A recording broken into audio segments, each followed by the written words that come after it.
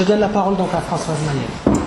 Bon, alors, je dois dire qu'il y a... Enfin, moi, ça fait plusieurs fois, évidemment, que je vois le film.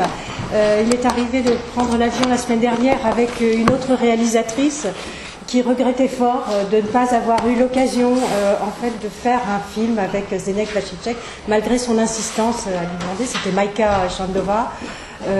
Zdeněk Vašiček a été plusieurs fois contacté par des réalisateurs pour donner des interviews ou pour faire une émission. Je crois qu'il a accepté une ou deux fois dans les années 90 et lorsqu'il s'est vu à la télévision, il n'a pas beaucoup aimé et donc depuis il avait refusé toutes les offres.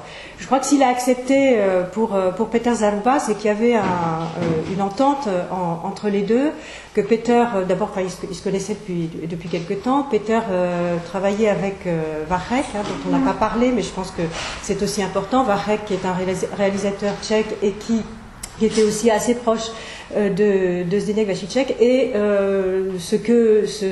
j'imagine que ce que réalisait Zdeněk, c'est que il y aurait cette obsession qui est dans le film, c'est que Peter n'interviendrait pas, et donc le laisserait comme ça s'exprimer. Et c'est ce qui fait de ce document quelque chose de totalement unique. Je crois qu'il n'y a aucun autre document qui peut nous montrer le personnage avec sa liberté, avec cette mélodie, cette façon de parler, de scander la phrase, qui est très très particulière chez Zdeněk et qu'on retrouve aussi dans ses écrits, mais qui était très spécifique de sa manière de formuler les choses et qui nous a tous, je pense, ceux qui l'ont connu, du moins beaucoup marqué. Alors maintenant, je vais donner la parole à Martin Petraš, qui a connu un petit peu quand même, pas mal, Zdeněk, et qui est un de ses lecteurs passionnés, moi je dirais, enfin, en tout cas un de ses lecteurs. Voilà. Je vais essayer... Un de ses vrais lecteurs. Je vais essayer d'en dire quelque chose. Parmi tous les textes que Zdeněk Vašiček a écrits, il y en a un qui s'interroge sur la légitimité, et c'est celui-là qui m'est venu à l'esprit lorsque je me suis demandé comment j'allais pouvoir contribuer à cet hommage. Question, en effet, dans quelle mesure ai-je de la légitimité pour parler ici avec les vachichkologues avertis que sont Françoise Maillet et Martin Hübl. Parce que justement, je n'ai pas beaucoup connu Zdeněk Vašiček personnellement. Je l'ai rencontré pour la première fois en colloque à Bordeaux sur Havel en 2005. Et je ne saurais plus dire à quel moment je l'ai lu pour la première fois, ni dans quelles circonstances ces écrits me sont tombés dans les mains, sans doute par hasard, le hasard qui fait bien des choses.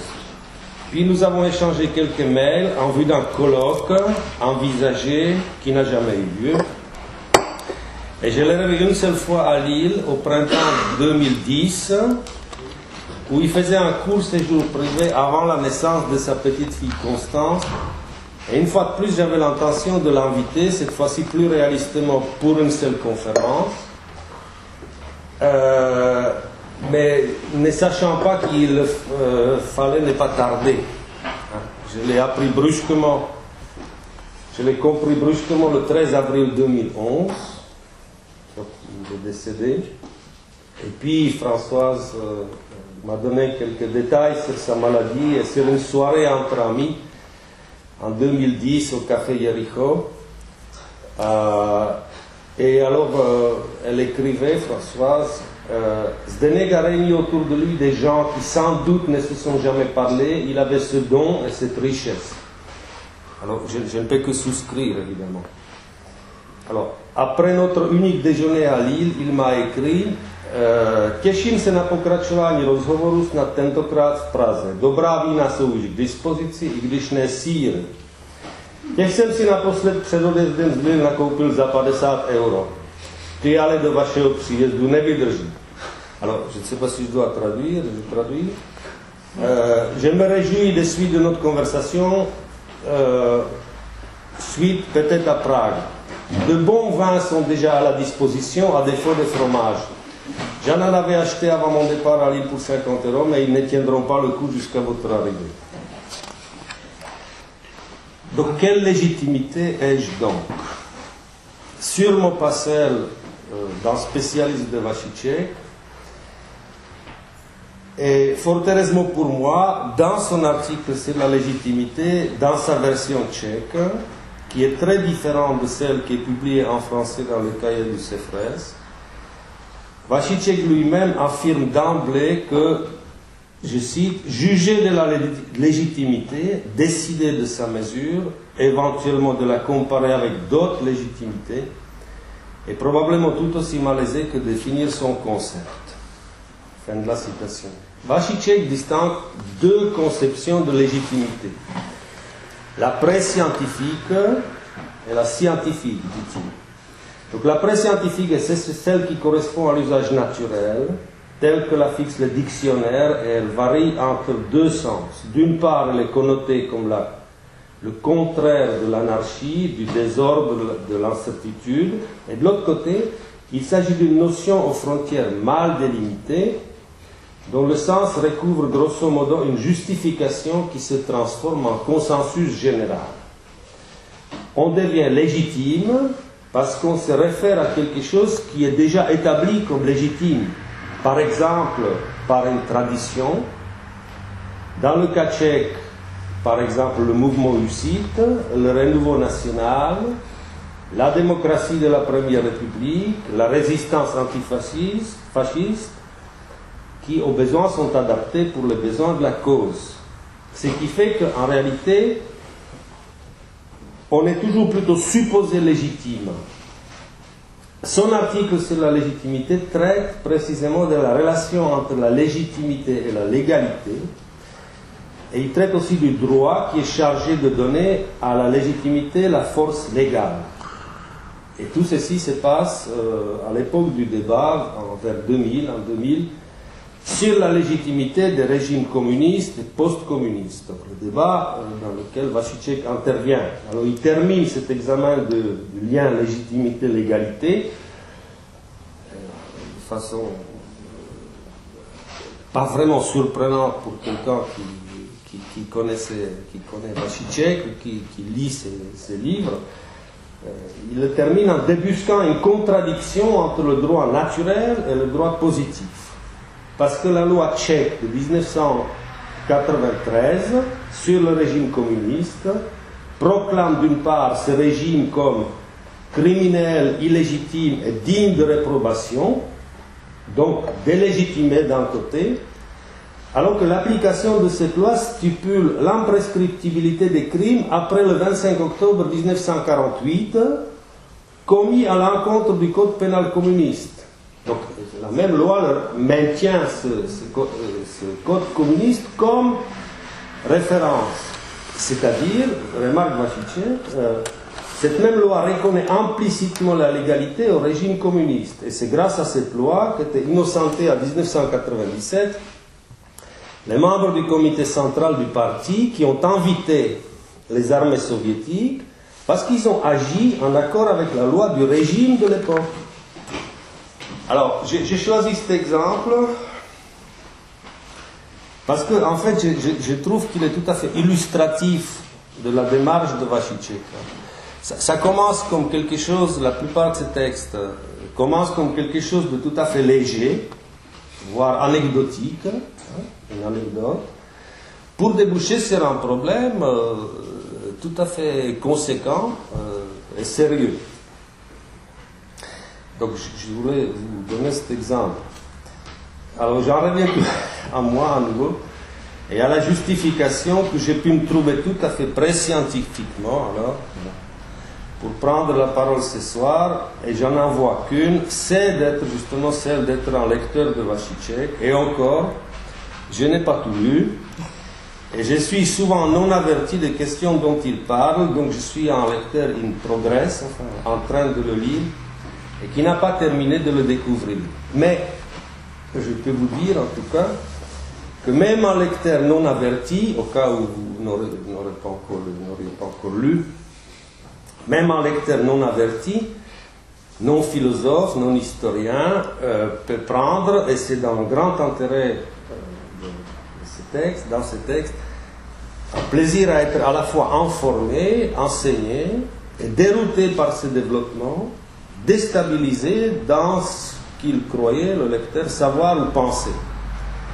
Alors, à côté de l'érudition, dont il se garde de faire l'étalage, mais que le lecteur ne manquera pas à découvrir rapidement, il y a sa façon d'exposer, précisément, donc un style Vashicek, tout à fait inimitable, dirais-je, indéniable en tout cas.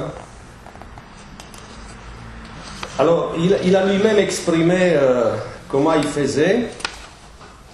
Il dit j'écris sur des choses sérieuses d'une façon non sérieuse et vice-versa.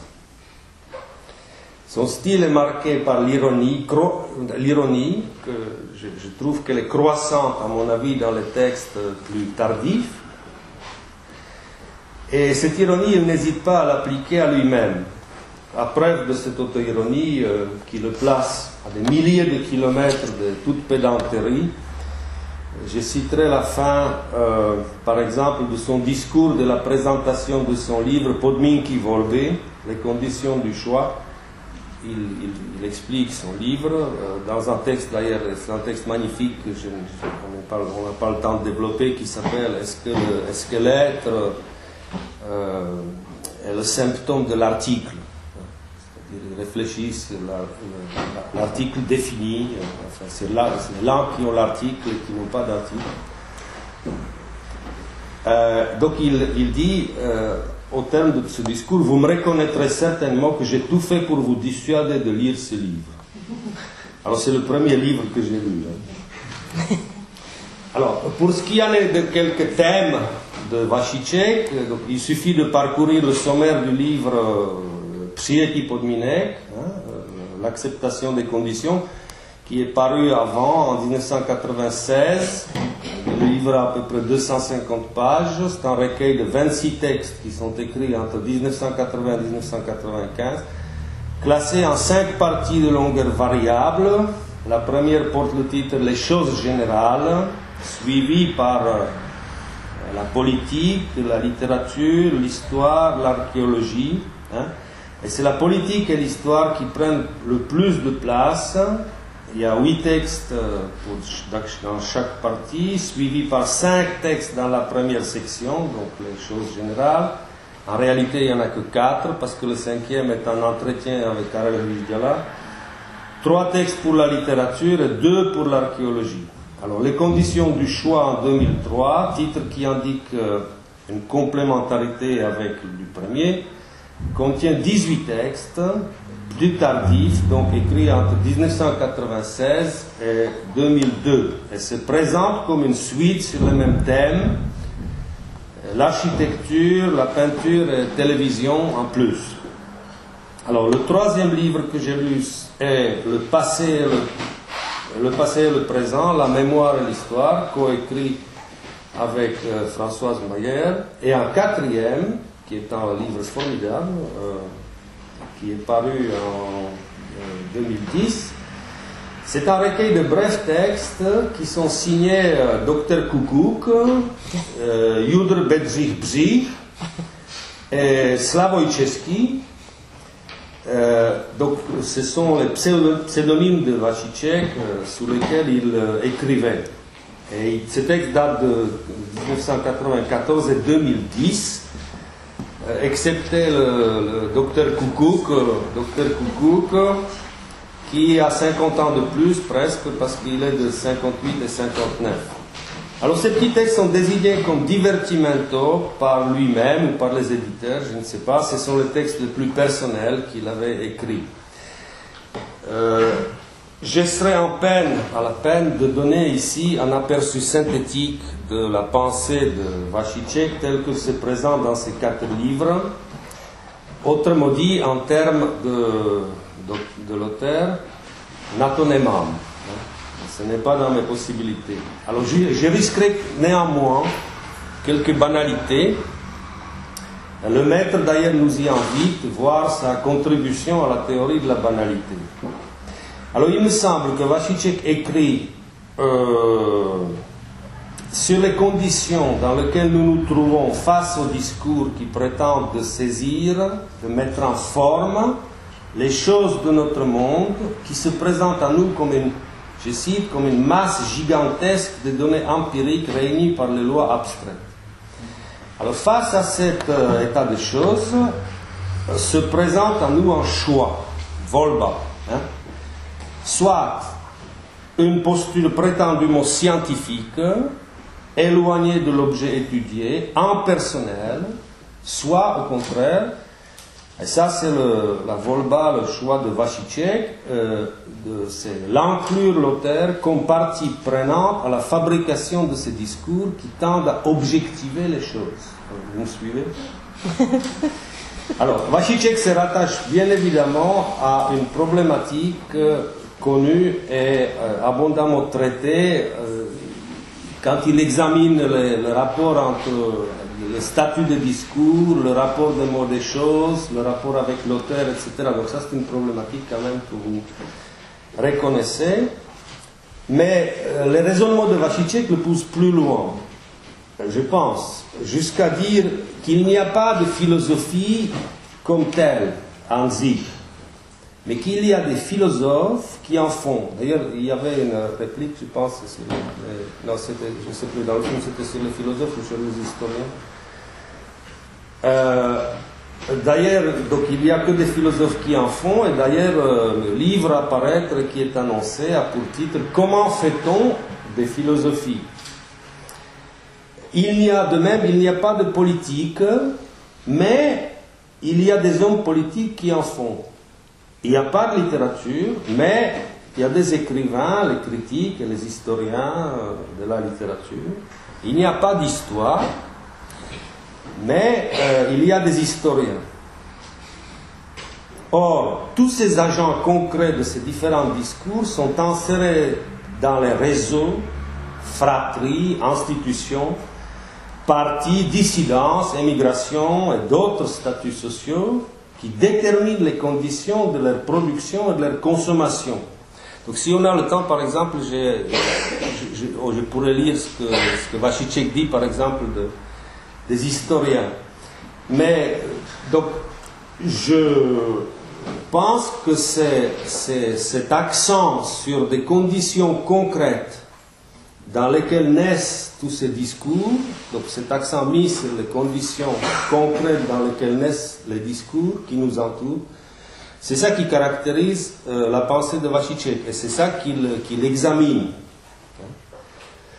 Alors, Viktor Schleicher, dans sa postface à Slavoj Český, situe Vashíček du côté de Socrate. Alors, pourquoi pas, hein? Si je devais me risquer à situer à mon tour,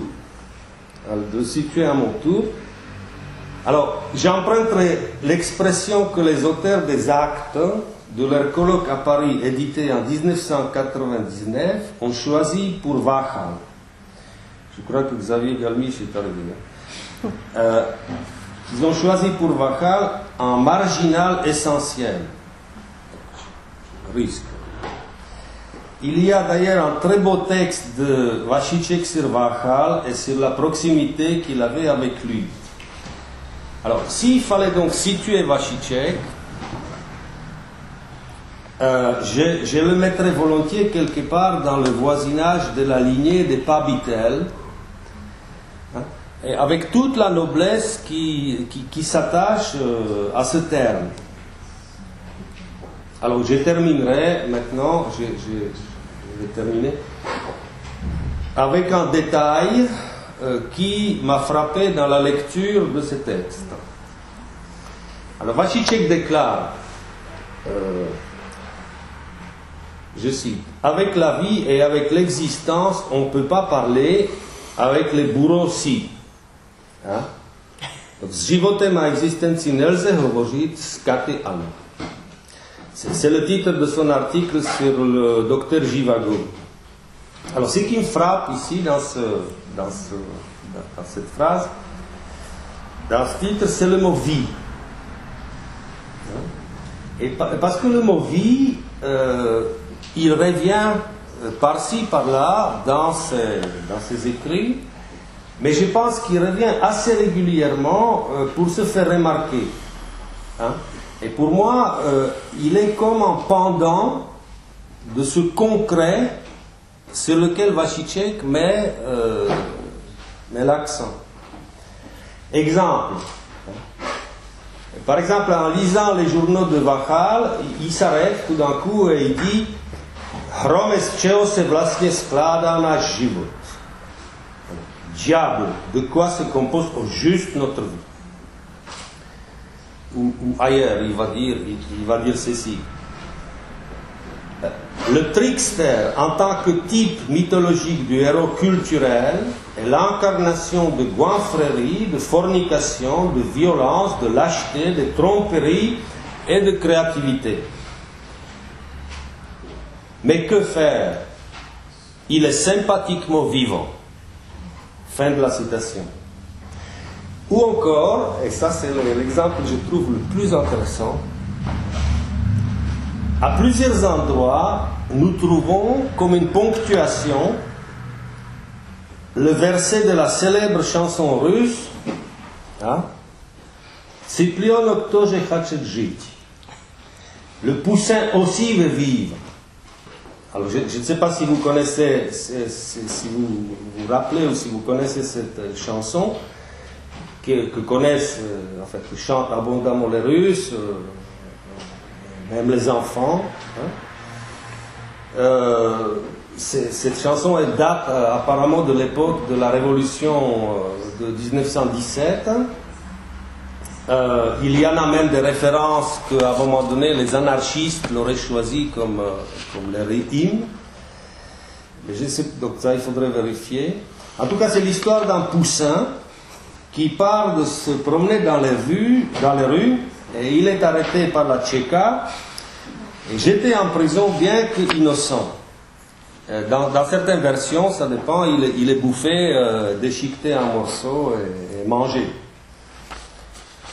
Alors, on trouve l'allusion à ce poussin, par exemple, mais ça revient plusieurs fois, dans l'article intitulé « Le postmodernisme a-t-il des couilles ?»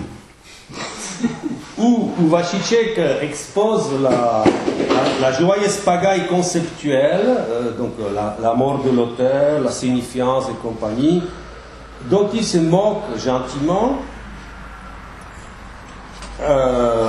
mais il reconnaît en fait le droit de vie à tous ces discours. Hein, et ça m'avait beaucoup frappé dans le film quand il dit il ne faut pas intervenir, il faut laisser que ça se déroule comme ça se déroule. C'est tout à fait ça va dans ce sens-là. Hein?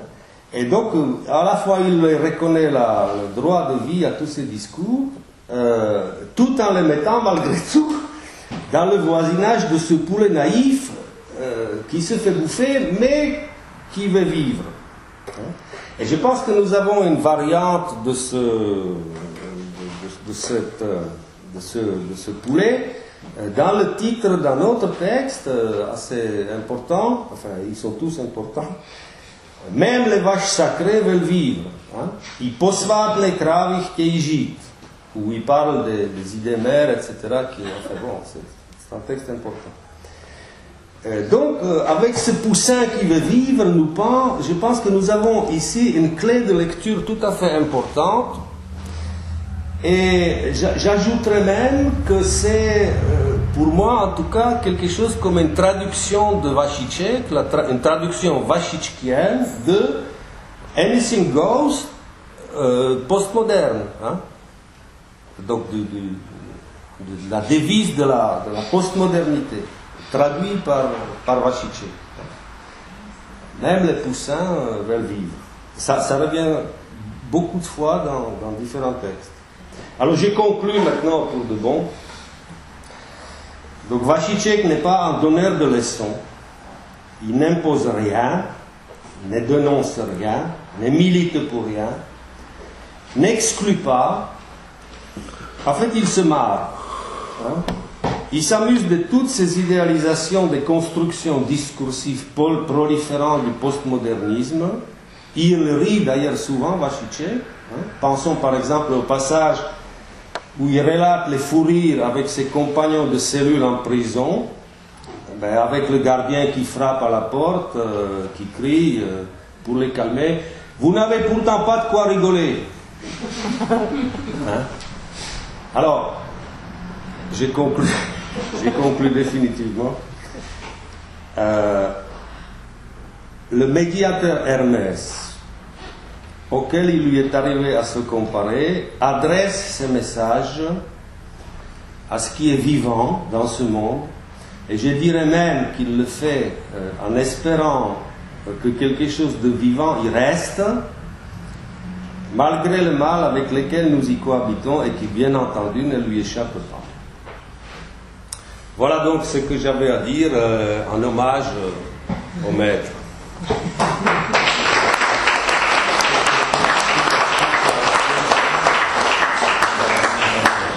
Merci Martine. Moi-même, je dois dire que je serais bien embarrassée si je devais faire un tel hommage. Je pense que, en tous les cas, Zdeněk est à l'image de ce qu'on voit dans le film. Quelqu'un qui marche et quelqu'un qui ne suit jamais les sentiers battus. Même à un moment, lorsqu'il en rencontre un dans le film, il dit « Oh tiens, des petits signes jaunes », enfin un sentier de randonnée, comme une chose étrange. Et finalement, vous voyez bien qu'à aucun moment du film, pratiquement, on a l'impression de le voir marcher sur quelque chose qui ressemblerait de près ou de loin à un chemin, parfois sur une route, mais plutôt sur des tas de cailloux et dans des broussailles ou au-dessus des barrières. Comme ça, je crois que c'est vraiment la plus belle image qu'on peut garder de Zdeněk et celle qu'on a en tant que lecteur de ces différents textes, parce que il se disait lui-même SDF, des sciences sociales, sans discipline fixe, se promenant d'une discipline à l'autre, et finalement l'ensemble de ces textes, un florilège extraordinaire pour toute personne qui se pose des questions autant en sciences sociales que pour la vie, plus son humour. Alors tout à l'heure il a été question de banalité. Je me souviens d'une chose, d'une réaction à quelque chose que je lui demandais un jour, et sa réaction, ça a été quelque chose, je crois, de mémoire, mais c'est une idée géniale. Mais tu sais, de toute façon, le génie, ça part de toute banalité. Tout ce qu'on fait n'est que banalité. Regarde les Belges, ils ont su mettre des frites à côté des moules, et c'est quand même un exploit. Voilà. Donc maintenant, je vais donner la parole à Martine Hibler. Contrairement à ce que pourrait suggérer l'idée de ce film, il y a un grand contraste chez Zdeněk Vacicek, c'est l'extrême ordonnancement de sa vie. C'est-à-dire que c'est à la fois quelqu'un de très très très libre, mais c'est quelqu'un de très discipliné lorsqu'il s'agit du travail. D'ailleurs, les rares fois où on s'est sévèrement fâché, mais vraiment très très sévèrement, c'était près d'une photocopieuse ou dans une bibliothèque, parce que je ne tournais pas les pages comme il fallait, enfin que je ne me comportais pas comme quelqu'un qui travaillait régulièrement dans une bibliothèque. Et alors, cette discipline extrême, absolument extraordinaire, qui est véritablement une leçon pour tous. C'est pour ça que je mettrai une nuance sur pas donneur de leçons en parole, mais par sa vie et par ses actes, vraiment une leçon qui est extrêmement importante. Donc il apprend en 2010 qu'il est atteint d'une maladie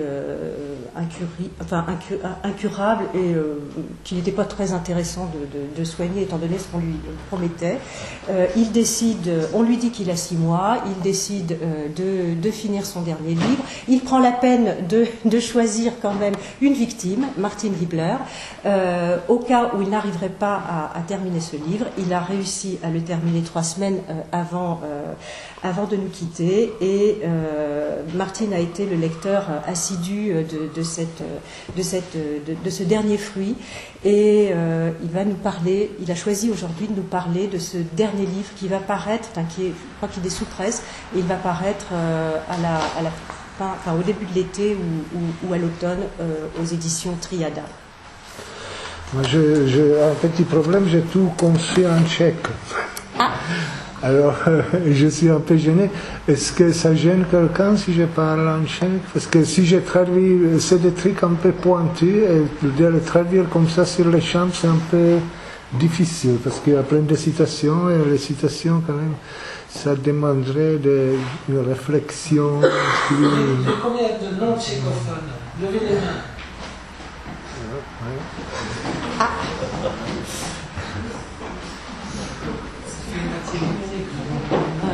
Je ne peux pas ici.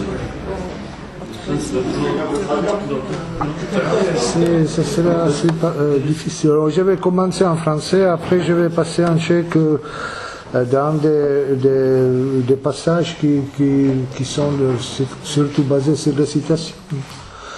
Donc j'ai trouvé Zdeněk comme un homme plutôt discret, donc j'ai l'impression qu'il est sans intérêt d'évoquer les souvenirs personnels et de les aborder, parce que ces souvenirs sont à peu près chez tout le monde pareils, les mêmes, donc vous les connaissez déjà. Je préfère parler du dernier livre de Zdeněk qui s'appelle « Comment on fait la philosophie ». C'est son dernier texte qu'il a écrit un peu pour échapper à la nuit, parce qu'être malade, être enfermé dans un appartement, forcément, être un peu limité dans les activités physiques, forcément on risque de s'ennuyer. Donc il a choisi d'écrire ce livre qui, donc pour la description, il y a dans l'imprimé 176 pages de texte, 228 pages normalisées. Donc je ne sais pas combien ça donne là. Dans l'édition, on peut prévoir 250, 300 pages. Il est pratiquement, le manuscrit il est prêt pour l'édition, il y a la bibliographie, il y a tout ce qu'il faut, il est révidé, il a vraiment travaillé avec beaucoup de ponctualité jusqu'au dernier moment.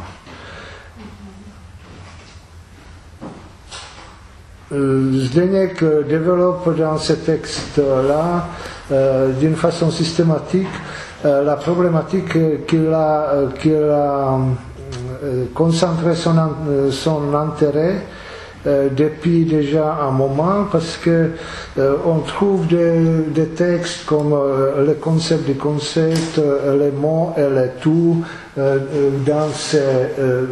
dispersés dans ce recueil de textes. Après, je pense qu'il s'agit d'approfondir ce qu'il a ébauché dans son essai sur l'épistémologie de l'archéologie et l'histoire, qui est paru en français aussi, et qui finalement il applique cette fois sur la philosophie. Et il radicalise un peu son point de départ. C'est aussi une tentative de régler enfin ce compte, ou ce vieux compte, avec la philosophie.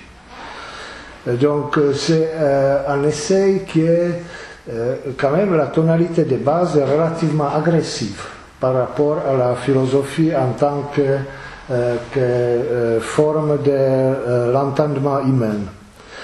Il traite la philosophie du point de vue, on peut dire, un peu extérieur, et en même temps sur la base d'un bon sens, d'un common sense, il conçoit son livre comme si c'était un livre de cuisine, une recette, comment on fait la philosophie, qu'est-ce qu'il faut pour faire la philosophie, comment la philosophie est structurée, quels ingrédients il faut mettre dans la casserole, comment cuisiner. Et ça, d'une façon, souvent, il commande dans les moindres détails, parce qu'après, à partir de ce point de départ, c'est pas un pamphlet, c'est un sacré travail, très approfondi, avec beaucoup d'érudition, où les ingrédients sont définis avec beaucoup de précision, les procédés de cuisson, de malaxage, de tout cela sont décrits jusqu'au moindre détail et les résultats sont présentés. Donc, offense, il est un peu dans la transgression d'un privilège philosophique qui est reconnu pour la philosophie que les critères de la vérité, les critères de la construction conceptuelle, d'argumentation de cohérence, etc., pour la philosophie sont différents des autres sciences. Parce que la philosophie est quelque chose de plus noble, parce qu'elle s'occupe de ce qui est le plus important, le plus fondamental, le plus qui concerne tout, qui touche l'absolu, qui touche la formulation de quelque chose en général. Donc, que la philosophie a, on peut dire, une structure superlative et donc ne sont pas pour elle valables les mêmes exigences comme pour tous les autres savoirs qui concernent les objets ordinaires, comparatifs et indicatifs. Là, je reprends un peu ce dernier qu'il dit pas ça, mais il est beaucoup lié, comme on verra par la suite, au langage et au rapport de la philosophie avec le langage. Donc, ce point de départ de Vašiček est pour la plupart des philosophes inadmissible, déjà. Dans la première partie, Vašiček nous donne une définition de philosophie, plutôt une énumération de tout ce qui est considéré comme philosophie, et à partir d'examen de cet ensemble des énoncés ou des théories et des produits d'esprit, il essaye de trouver par une sorte d'analyse de contenu les caractéristiques principales qui définissent donc les philosophies. Donc, entre autres, il définit la philosophie comme la pensée de la pensée. Filozofie by byly soubory tvrzení, metatvrzení, second order thinking, jimiž se vyjadřujeme o jiných souborech tvrzení, od objektových souborů počínaje, a to aniž by její soubory byly součástí souborů výchozích. Donc, vous avez la formulation qui rappelle philosophie analytique, on peut dire, plutôt théorie des ensembles ou quelque chose de cet ordre-là. Je to diskurzivní myšlení, které se neodvolává na nic nad sebou. Donc il n'y a aucune instance supérieure que la philosophie invoque. Philosophie s'exprime, c'est toujours en pluriel. Ça, c'est aussi une de ses prémices de base, que philosophie est impensable en tant qu'une philosophie ne peut pas exister, que les philosophies, il y en a toujours plusieurs. Et que ce qui est typique pour les philosophies, que les philosophies, chaque philosophie ne les reconnaît pas. Donc voilà. Philosophie s'exprime de tout tout ce qui est avant ou après est même si on l'appelle étant, monde, l'univers, la vie, l'histoire, ou quelque chose encore plus opaque comme existence ou la réalité. Donc, la philosophie concerne toujours en tout, il traite en tout, et il les traite de nouveau en créant un ensemble des énoncés qui est en tout, qui crée en tout. Après, la philosophie, pour pouvoir traiter de tout, utilise avant tout les grandes oppositions binaires qui sont innombrables. C'est trait d'utiliser les grandes oppositions binaires, étant, non étant, le rien, être et rien, et ainsi de suite, partage la philosophie avec la mythologie et la religion. Ces oppositions binaires sont indispensables parce que le un, on ne peut pas comprendre autrement que par la division.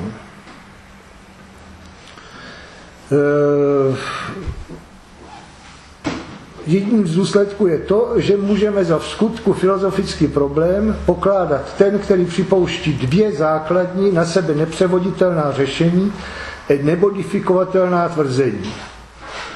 L'une des conséquences est qu'on peut considérer comme un vrai problème philosophique seulement celui qui admet des solutions fondamentales qu'on ne peut pas traduire l'un à l'autre, transformer l'un à l'autre, et qui ne sont pas modifiables.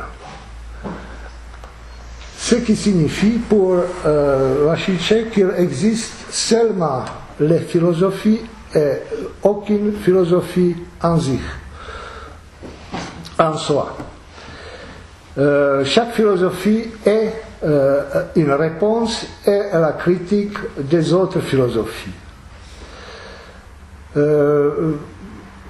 S'exprimer de soi-même signifie, au fond, déchiffrer sa propre chiffre, décoder son propre code, ce qui est, dans le cas hypothétique de l'existence d'une seule philosophie, impossible. D'où la nécessité qu'il y ait toujours plusieurs philosophies. Parce qu'autrement, la philosophie ne pouvait pas exister. C'est l'existence même de la philosophie qui est en question. Vasicek souligne les apories dans lesquelles les philosophies aiment de retomber, regress ad infinitum, les problèmes de catalogue, c'est-à-dire la situation, c'est le paradoxe connu, la situation du catalogue, de tous les catalogues qui ne contient pas soi-même et qui ne peut pas exister. Donc là, ça concerne la philosophie. Ces problèmes, ce chapitre sur la définition de la philosophie, il conclut ces problèmes me ramener à ce que je vais m'occuper avant tout des propriétés du langage de la philosophie comme ce qui est pour lui fondamental, pour elle fondamental. Le point de départ sera donc comment les philosophies s'expriment et non qu'est-ce qu'ils expriment. Mon objectif n'est pas présenter ici une philosophie, mais examiner leur structure, la façon comment sont faits les discours philosophiques, donc l'analyse de leur construction, on peut dire une sorte de théorie ou de la poétique ou de la philosophie de ce discours. Donc ça serait un peu la présentation de la problématique. Après, ils suivent des grands chapitres qui me paraissent, qui représentent à mon avis le centre de l'œuvre. C'est surtout qui examine le rapport entre la philosophie et le langage. Le point de départ pour Zdeněk, c'est la langue quotidienne qui dispose d'un vocabulaire de base qui peut être défini autour de 2000 mots. Dans les différentes langues, ça varie un petit peu, c'est mesurable, ça concerne à peu près 2000 mots. Les concepts primaires de la langage quotidien créent probablement un tout qui est à l'intérieur fermé et cohérent. Primární pojmy běžného jazyka tvoří patrně uzavřený vnitřně spjatý celek. Le monde quotidien, qui est pour Vašíček pratiquement identique avec le monde naturel des philosophes comme Patočka et Husserl, parce qu'il est intimement connu, est difficile à appréhender et expliciter, parce qu'il n'y a aucune possibilité de se référer à quelque chose. Et il est très étroitement lié avec son langage. Pour Zdeněk, finalement, il existe une sorte d'identité entre cet langage quotidien de 2000 mots, du vocabulaire de base, et qui est le reflet ou l'expression primaire et qui est consubstantiel au monde naturel, au monde quotidien naturel.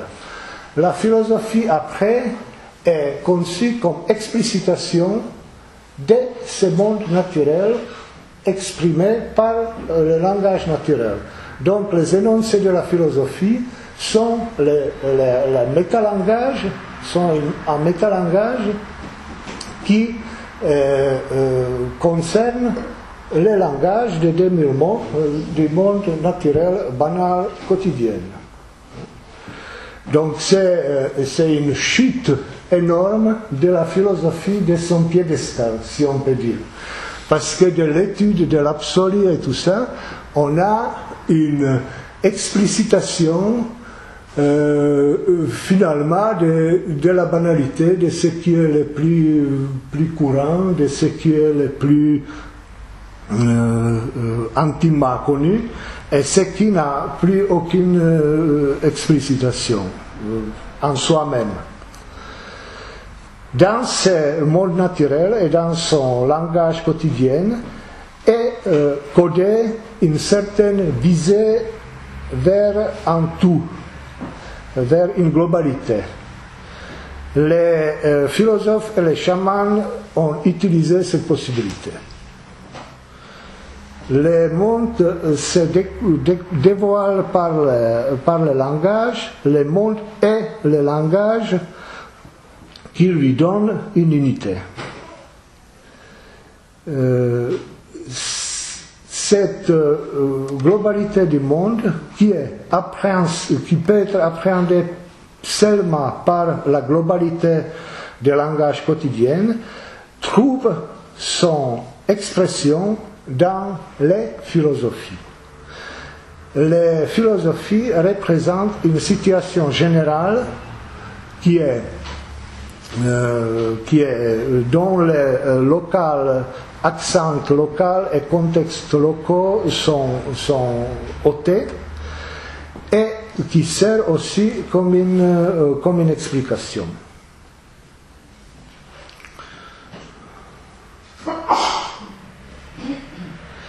Si la philosophie progressivement précise et élabore, affine les expressions de langage de base, de basique, et trouve leurs relations, examine leurs différentes possibilités de mise en relation. Pourtant, déjà, pour des raisons de la terminologie, la relation de la philosophie avec le monde naturel comme une expérience de base, le vécu avec son expression langagière de base reste toujours sauvegardé. Il subsiste. Selon Vašiček, c'est ici la différence de la philosophie avec les sciences. Parce que les sciences se concentrent à une certaine région de la réalité et peuvent progressivement quitter l'expérience quotidienne du monde naturel et tout cela,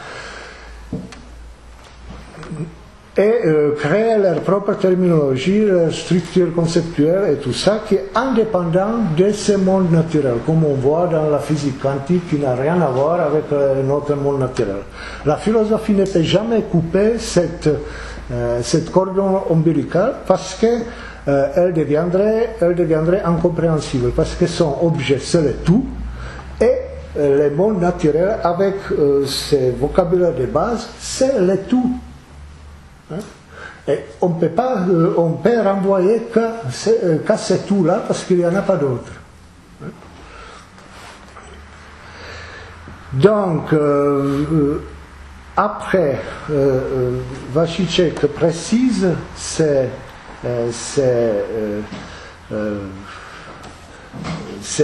intuition, disons, je dirais, générale, des rapports entre la philosophie, le langage et le quotidien, et analyse cas par cas, selon les genres des mots, les substantifs, et ainsi de suite, leur rôle dans la construction de la philosophie. Il montre, par exemple, il souligne l'importance de la substantivisation et de la découverte des articles indéfinis en grec pour la philosophie. Sans articles, on n'aurait pas le temps. Ça ne serait pas possible. La substantivisation pareillement, et la création des abstraits par la substantivisation du langage. Il analyse les relations entre les concepts, notamment les différentes formes de la négation, qui est une relation primaire entre des concepts, qui permet la scission des concepts ou la recherche de concepts complémentaires ou voisins. De nouveau, il évoque la construction des grands opposites binaires hérités de la mythologie. Après, il analyse la naissance de la classification de l'hiérarchie, les syllogismes classiques, les tropes. Il a un chapitre qui est très très bien conçu sur la métaphore, que je ne peux pas rentrer dedans, mais c'est sa conception de la métaphore, qui est justement à mi-chemin entre les concepts et les dires du quotidien. Parce que les dires du quotidien sont déplacés par la métaphore vers quelque chose de plus général et plus qui n'est pas lié à une situation contextuelle locale. Il souligne que renvoie référence au vocabulaire naturel quotidien de ce langage de base et dans la philosophie souvent interprété comme une descente vers les racines de l'être et ainsi de suite. Mais, il rajoute, on peut aussi juger qu'il s'agit de la descente vers des choses qui sont les plus répétitifs et les plus courants, donc banals, et vers les jugements qui sont les plus partagés entre nous, donc les plus triviales. On voit que Vašiček utilise dans son analyse souvent ce qu'on connaît déjà de ses autres textes. Il établit une sorte de genèse ou évolution idéalisée, une sorte comme si c'était une quasi-narration avec une histoire qui se passe à partir d'une situation simple vers une situation plus compliquée, plus différenciée, ainsi de suite. Donc il est dans ce sens-là, il y a une sorte d'évolutionnisme chez lui. En même temps, il s'agit d'une évolution idéalisée, une histoire idéale, mais en même temps, elle poursuit d'une certaine façon aussi en parallèle les déroulements réels de l'histoire, parce que Vašiček place les citations de différentes phases de l'évolution de la pensée philosophique et ainsi de suite.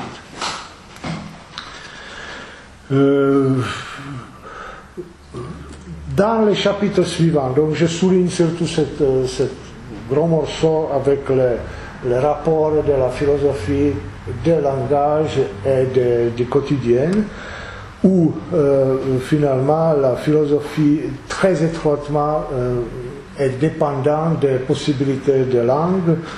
Il dit que dans les langues autres qu'indo-européennes, on ne peut pas avoir une philosophie vraiment conceptuelle et conceptualisée.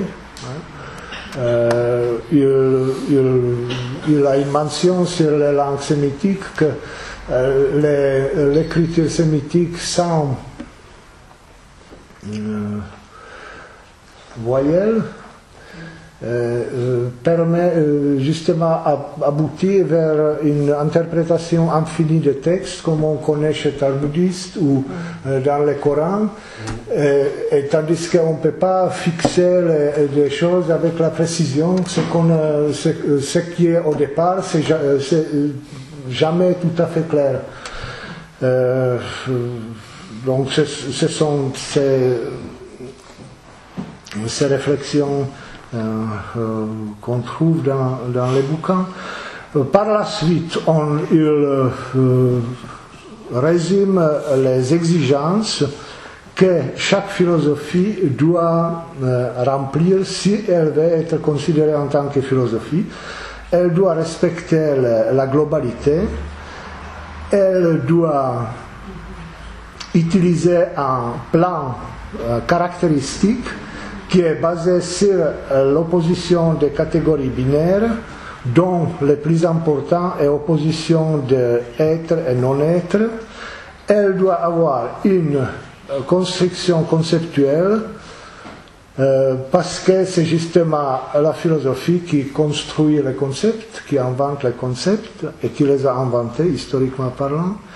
Et elle doit correspondre à une structure, on peut dire, topologique, créé par certains ensembles des endroits ou de nœuds dont les plus importants sont le sujet, le centre, l'observateur ou la personne, la description, la réflexion et l'autoréflexion, la transcendance et l'infini.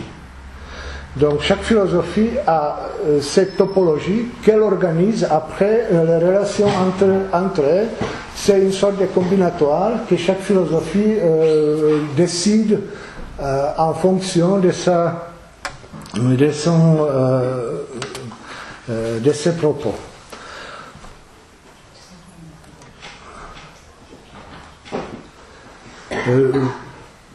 Aucun de ces endroits dans la structure de base topologique de la philosophie ne peut pas exister d'une façon autonome.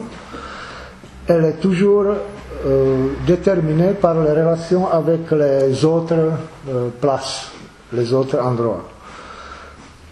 Enfin, chaque philosophie doit développer une certaine argumentation qui s'appuie sur une certaine forme de logique qu'elle peut inventer elle-même. Après, il y a énormément de choses qui sont très intéressantes. Je vais mentionner son chapitre où il traite de l'image, ce qui est son idée préférée, qu'il a déjà développée dans son livre sur l'histoire, les images de l'histoire, justement. L'image chez Zdeněk a l'avantage qu'elle permet de réconcilier la synchronie et la diachronie, parce que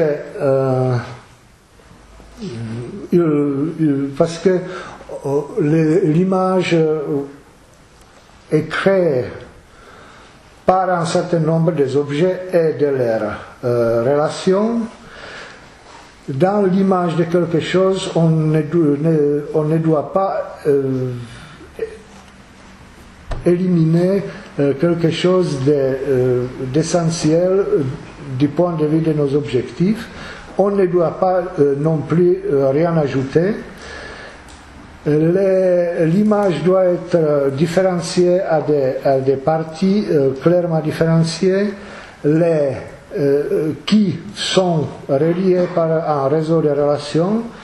L'image doit être accessible par le regard, c'est-à-dire qu'elle doit avoir la taille qui permet de l'apercevoir d'un seul trait. Et la réception des parties de l'image est aléatoire.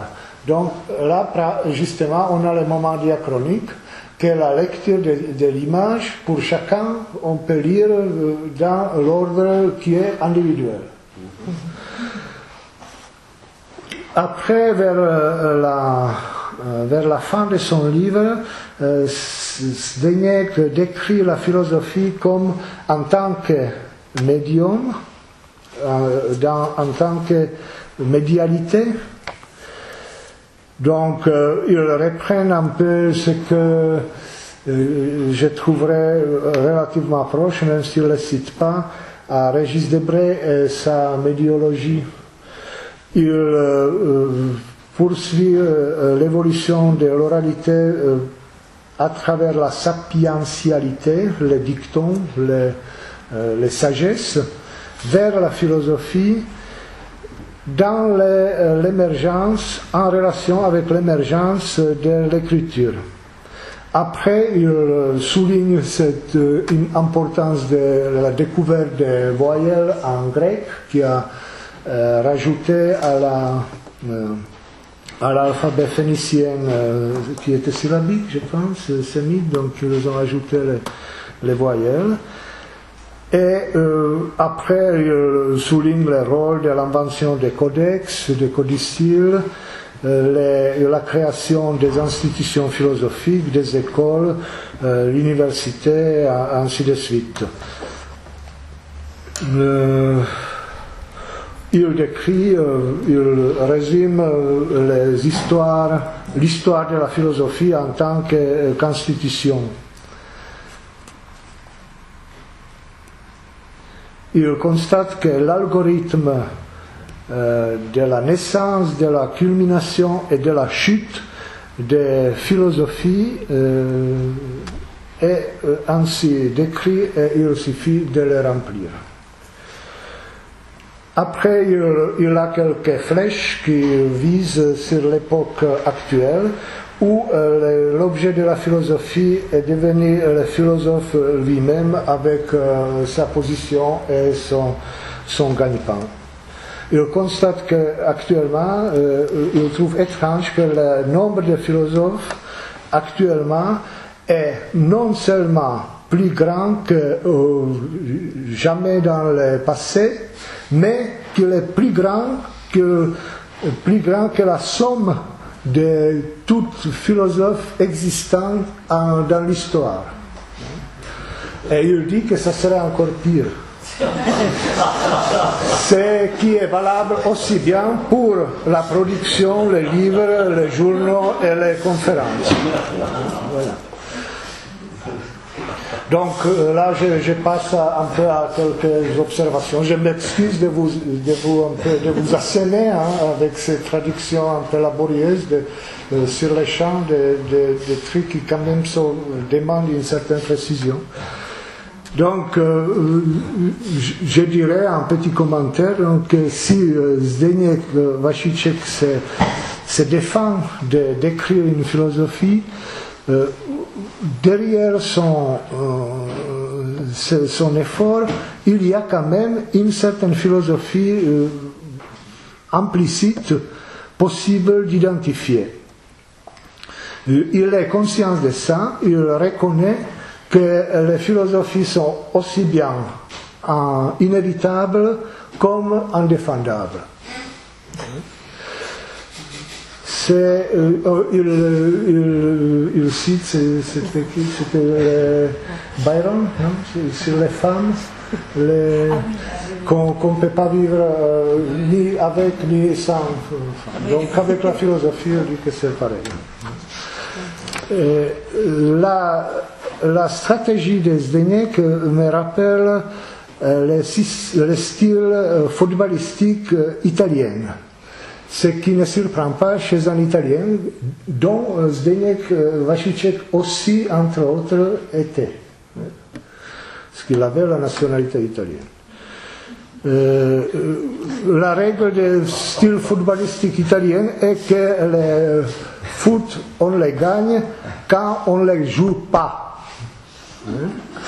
C'est-à-dire, il faut défendre, il faut mettre tous les balles dehors, il faut rendre impossible à l'autre ou au rival, à l'autre team de jouer, et il faut tenir cette position-là, et avec ça, on arrive toujours de temps en temps à mettre un but et on gagne.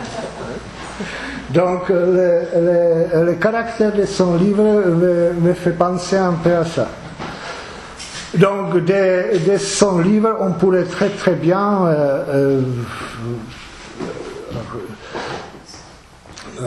retirer un ensemble cohérent des énoncés qui ferait très certainement partie d'une philosophie et qui reflète la conviction de l'auteur.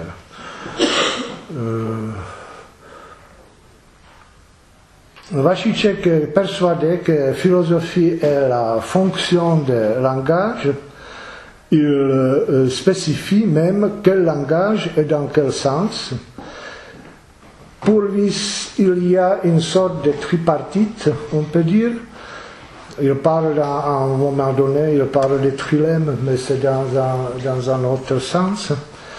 Langage naturel, quotidien, avec le vocabulaire de base, qui est le monde naturel, et la philosophie est une explicitation de ce langage naturel qui est le monde naturel. Donc, pour Zdeněk, la philosophie est explicitation de ce qui est déjà contenu dans le langage implicitement. À cet égard-là, je voudrais évoquer une pensée du psychanalyste Ferenczi qui affirme que le langage que nous comprenons est la répétition du langage que nous ne comprenons pas. La compréhension, le sens et l'organisation seraient donc seulement une illusion basée sur la répétition. Donc ça serait une objection de base, de fond, et je regrette beaucoup qu'on ne va pas en discuter prochainement avec Zdeněk. Voilà. Donc, je vais conclure avec la dernière citation. Vystavili jsme se otázce jak, otázky proč a nač zůstaly stranou. Mimochodem, při takovém vyšetřování jsou nejvíce nápomocná filozofická díla druhého a třetího nálevu, to, jak se kuchtí jedna filozofie z druhých, tedy ne filozofie samotné, ale reference o nich. Zbavíme-li je argumentu, elokvence a espritu, vystaveny srovnávání, vynořují se holé problémy. Jisté je dále, že jednotlivá místa, funkce, konstrukční prvky vycházejí z vlastností jazyka. Dalo by se dokonce říct, že to, co jazyk vyjadřuje implicitně, filozofie se snaží vyložit explicitně, bez ohledu na možné absurdity, nic víc.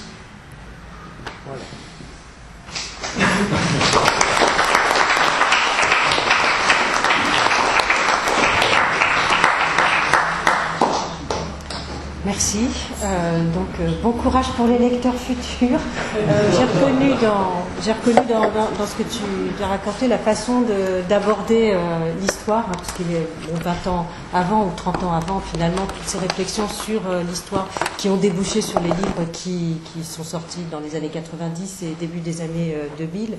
C'était aussi cette tension, enfin cette volonté d'essayer de comprendre comment on arrivait à fabriquer de l'histoire et à tellement y croire et l'incapacité de vraiment réfléchir sur l'histoire tant qu'on restait dans le système de l'histoire. Donc il fallait en sortir et ça a donné ces livres sur l'histoire dont l'un d'entre eux est traduit en français et qui a en plus énormément d'images pour montrer, pour jalonner en fait toutes les réflexions et qui sont là comme des preuves vraiment de la façon un peu drôle qu'on a de penser le passé à travers les époques. Donc je pense que pour la philosophie, il a relevé ce défi. Donc tout à l'heure j'ai parlé de 6 mois, on a parlé de 6 mois d'écriture. Bien entendu, derrière cette chose qui est racontée avec quelques facéties, il y a un travail énorme et il y a une érudition de plusieurs décennies. D'ailleurs, à propos des livres, Zdeněk disait souvent lorsqu'il a émigré, donc je crois qu'il avait déjà 44 ans, enfin en tous les cas plus de 40 ans, et la première fois qu'il est allé, donc sortant de sa Bohème natale et de sa campagne où l'avait relégué le régime et donc ce dont il était extrêmement content. Il se trouve pour la première fois dans une grande bibliothèque occidentale et il regarde effrayé tous les livres et il dit « Mon Dieu, ces gens-là n'ont pas écrit pour moi, n'ont pas pensé à moi quand ils les ont écrits. » Et cette colère et donc il dit mais fort heureusement dans ces bibliothèques les livres étaient en accès direct et il a pu rattraper tout ça. Donc je pense que comme dans tous les autres livres, derrière des choses très très simples, qui semblent relativement simples quand on les raconte et qui pourraient qui sont tout le temps impertinentes au deux sens, qui peuvent être considérées comme impertinentes par des gens qui se sentent impertinentes parce qu'elles sont audacieuses, parce qu'elles tournent en dérision des choses qui ont l'air très très sérieuses, et les gens qui se sentent visés et qui donc les philosophes ici, j'imagine, vont immédiatement sans doute dire que ce n'est pas pertinent de penser la philosophie comme ça, je pense que on avait beaucoup de réactions de ce genre sur les textes d'histoire. Donc maintenant, je laisse la parole à la salle. Peut-être y a-t-il des questions. Ça peut porter sur... on n'a pas parlé beaucoup du film, on peut en parler. L'auteur ne veut pas, mais... ou d'autres choses.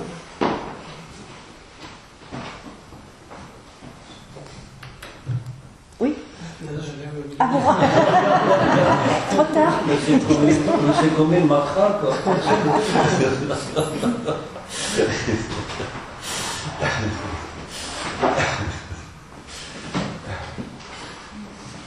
Il y a une dame en public qui m'a suggéré de lire une autre citation de Vacicek, mais il faudrait me remontrer exactement laquelle dans le texte.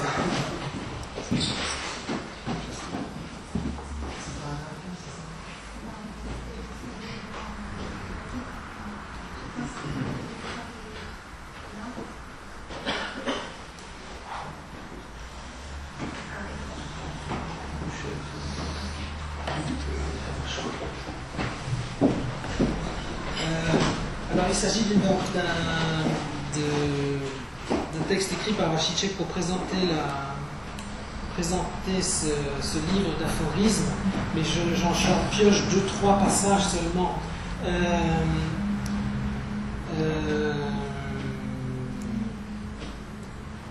Il va de soi que notre manque de connaissance de la philosophie spécialisée telle qu'on la connaissait à l'Ouest ne nous a pas pesé. Déjà à l'époque, nous ne nous considérions pas comme des ouvriers de la philosophie ou des travailleurs philosophiques, mais comme des philosophes. Nous nous félicitions de ne pas travailler sur ce qui a été écrit, mais d'arriver avec des idées originales et de laisser de côté toute philosophie de professorat, toute philosophie snob ou philosophie de café. D'où peut-être un certain humour proche de Ladislav Klima, de Morgenstern, de Lichtenberg, de Warham. Je crois que par ces... Donc, il est toujours question de ces courts aphorismes, nous en étions arrivés à la fin de la pensée, mais au début de la vie. S'il n'y a pas de questions, je tiens à remercier nos invités, aussi bien les auteurs du film que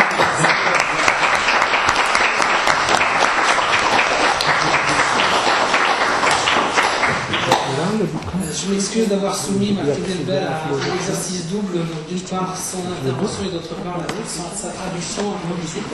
Et je vous remercie d'être venu, je vous dis à bientôt. Bonne soirée.